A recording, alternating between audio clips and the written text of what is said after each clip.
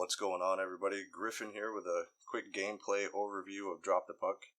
I'm not going to go into the detail of what every card does and every player ability does, but I'm just going to give you a basic idea of the setup and how some of the mechanics are handled, the shooting and the passing and stuff. So I'll just get down to the table and get her set up. Alright, we're ready for a face-off. So each player is going to take their face-off cards. They're labeled C, L, and R for center, left, and right. And you're going to pick one in secret, and you're going to put it down on the table face down, and your opponent's going to do the same. When you've both chosen a card, the cards get flipped, and you look down at the little chart here to see who ended up winning. If my opponent had picked an L, and I had picked a C, you can see C beats L, so that means I won the face-off. I won the face-off with my center card, so that means the puck is going to go to my center on the ice, and I'm going to get to take my turn actions first. And that, if there would have been a tie, then we would have redrew, picked a different card, flipped it, see who won, and keep going until a winner's decided. Whichever, if I would have won with the left, it would go to the left, my player I have as the left wing, and right, it would have went to my player with the right wing, and that's how you'll do a face-off.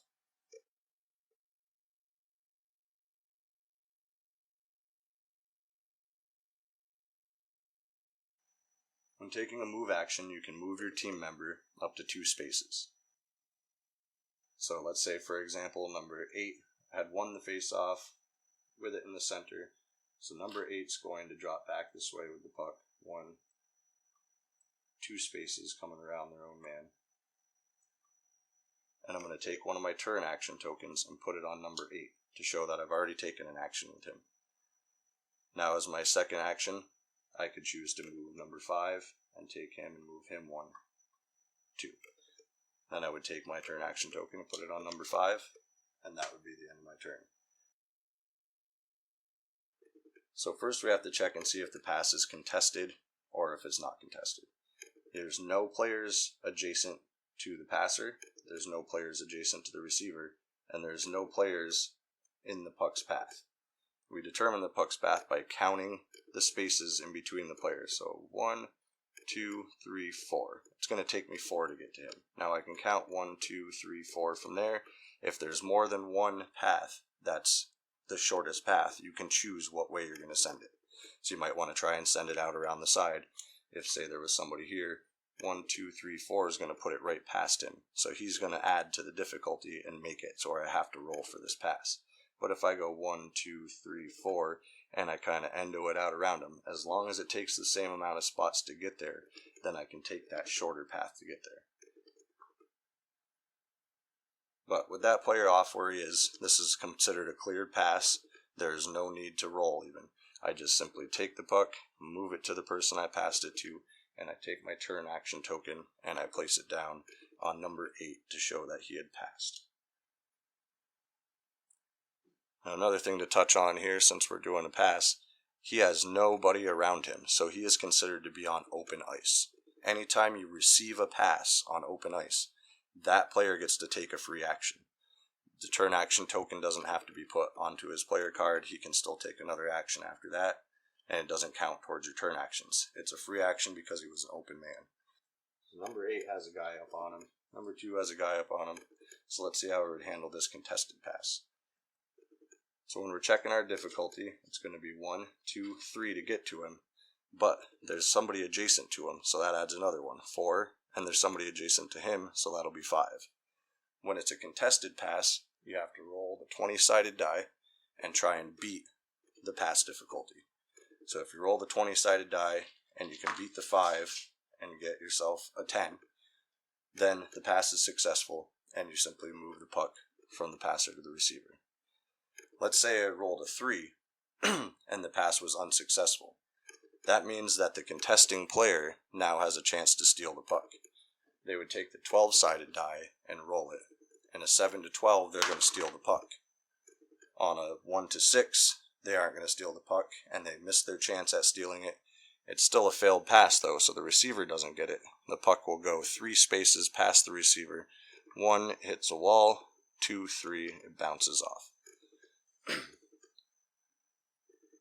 If they had rolled an 11 and they rolled between their 7 and their 12, then they get to take the puck and choose which player contesting the pass stole it. So you could take it and say that number 4 stole it so that he stays right down by the net.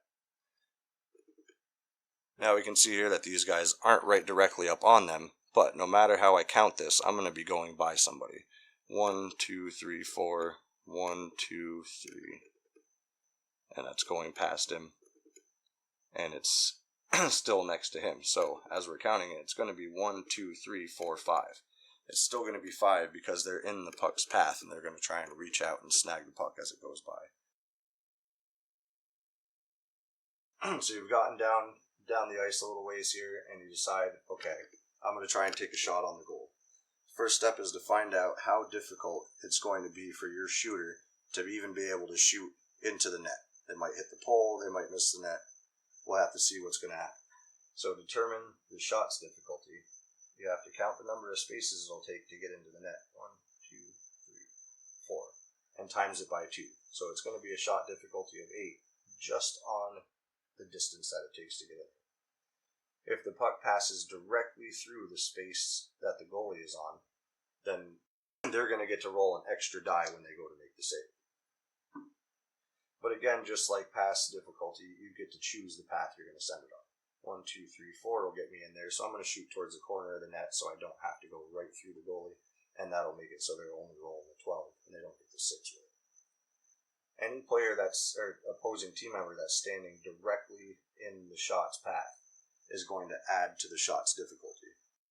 There are players with special abilities, such as the wall, where the spaces next to him add to the shot difficulty, but for the other players, the puck's traveling so fast during the shot that they have to physically be in front of it to add to the difficulty.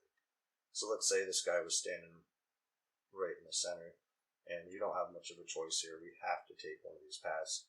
So we're going to pick 2, 4, 6, 8, plus 1 for our person that's contesting for 9, and we're not going through the goal.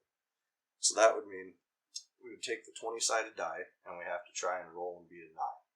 But not only do we want to beat a 9, we have to beat it with as high a number as we possibly can for when the goalie goes to make the save, and we'll see that here.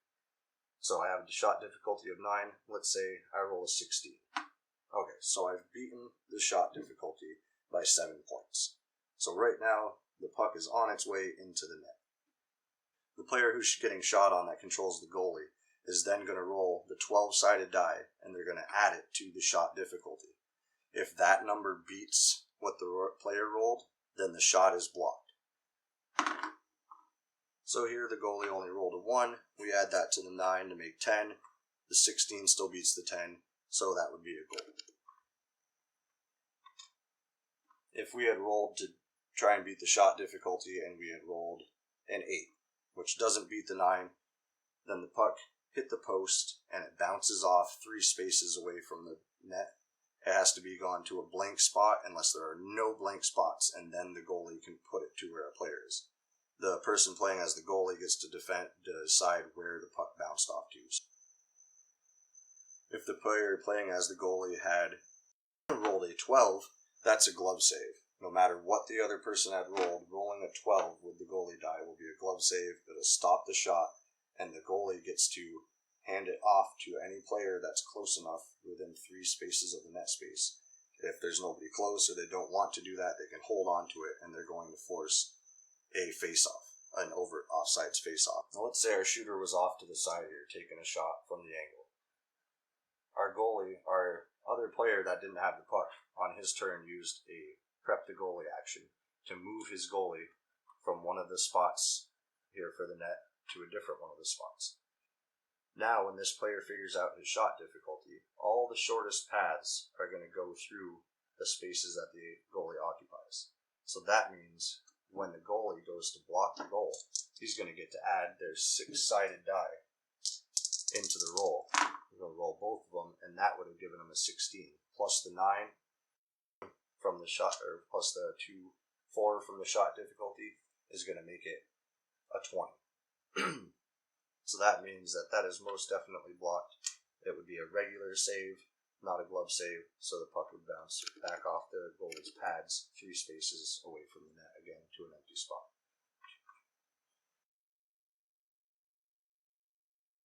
If you ever start your turn standing adjacent to somebody, if you have an action left with a player and they're standing right next to the person with the puck, you can attempt to steal the puck from them.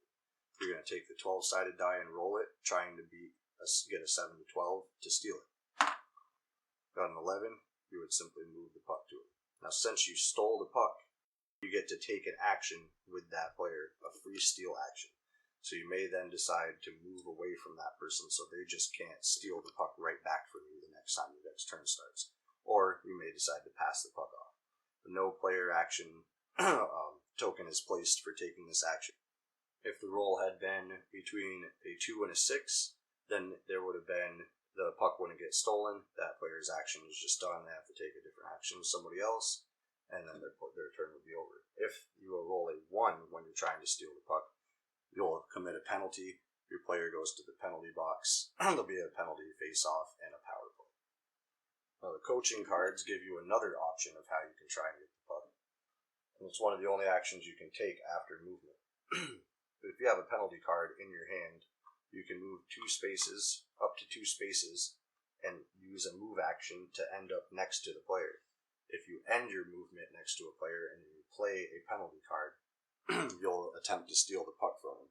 Now, they have an option to just start a fight instead, and both players will fight, and they'll both go to the penalty box. Or you may decide, this player may decide, all right, we'll go ahead and try and do the penalty and take it from you. When that happens, they have to roll the 12-sided die to see if the ref noticed you trying to steal the puck. A 1 to a 6 means the ref saw you committing the penalty. The puck doesn't change hands. The player goes to the penalty box, and a penalty face-off ensues. If they roll a 7 to 12, though, the ref didn't see it. They snuck their penalty in. They're going to deal 1 fatigue of damage to the player that they did the penalty on and steal the puck. And since they stole it, they get a free steal action, and they get to take an action with their player. Take a quick look at some of the coaching cards here that you'll be able to have in your hand. The coaching cards enhance the actions that you're doing. You don't play a slap shot, so that means that you get to move and then also take a slap shot. You add this on to taking your shot.